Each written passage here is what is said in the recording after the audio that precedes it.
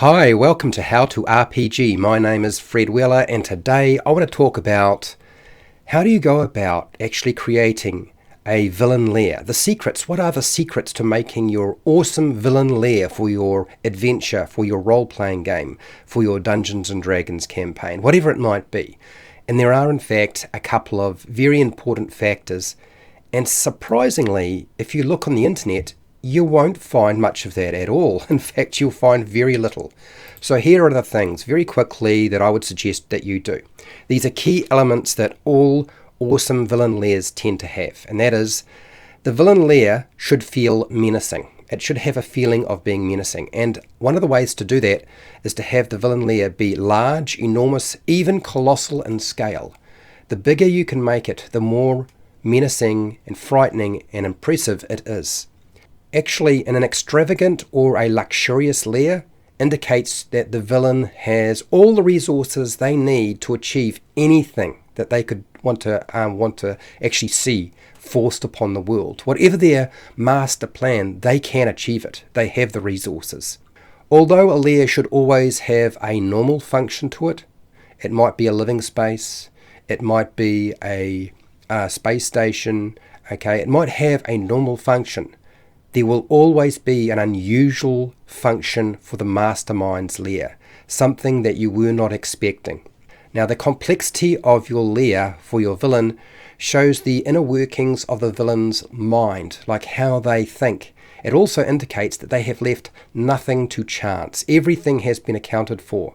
So, for the players to be successful, they will have to outsmart the villain. Not an easy task. Ultimately, the villain's plans are dependent on their lair, and if it's not dependent on this lair that you're currently exploring, it's going to be dependent on a secondary lair, because with a mastermind villain, they will probably have more than one lair. They'll probably have two. They'll have their primary lair, and then they'll have a backup lair. Often the lair will be a secret, or it will be hidden, so you cannot find it.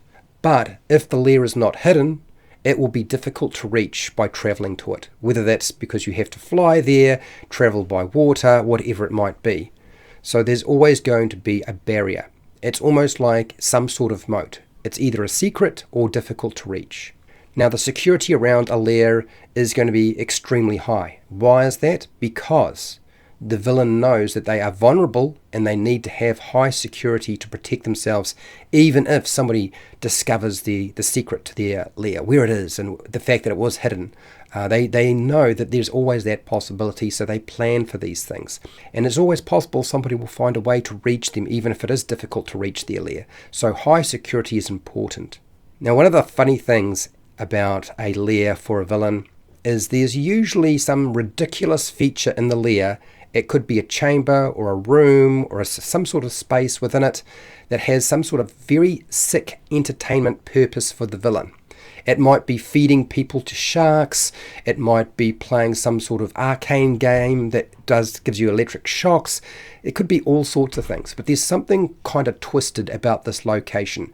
It doesn't really belong there. It doesn't fulfill the main purpose of their overarching plan, whether that be world domination or whatever. It's just part of their sick mentality. Most lairs include some sort of powerful magic if you're using a fantasy world, or advanced technology if you're using sort of a modern day setting, or you're using science fiction. And why? Because this makes the villain a threat. Because the villain has powerful magic that nobody else has, or advanced technology that nobody else has, and that's what makes them such a great threat.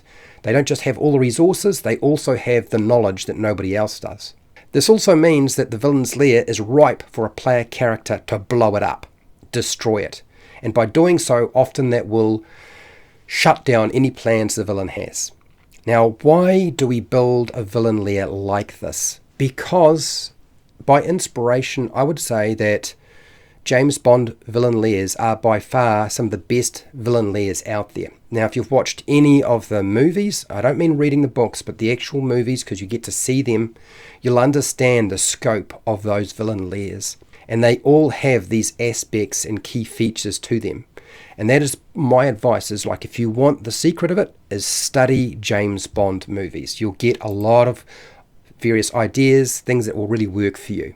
Now, I hope this was useful to you, and if it was, fantastic. I want to thank my patrons who support me so I can keep running this program every single week. And I want to thank you for watching. And hey, till next time, keep rolling those 20s.